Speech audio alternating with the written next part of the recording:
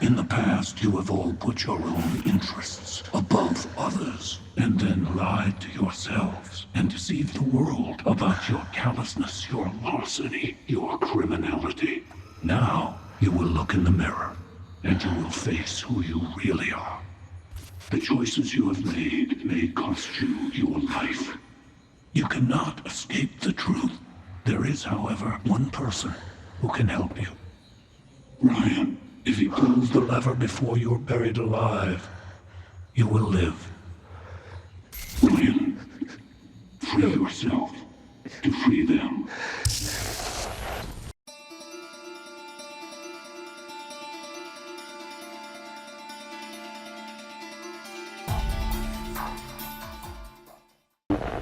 Hello. You do not know me, but I know you. I want to play a game. The room you're in symbolizes the atrocities that you dealt upon others. All the lies that you've told yourself and have told others, the effects of which have harmed others. All of this has brought nothing but pain and suffering for others. You are a poison.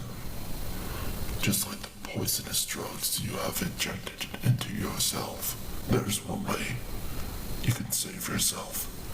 Confess for the crimes that you have placed upon yourself. Once you do that, you're free to go. It's that easy.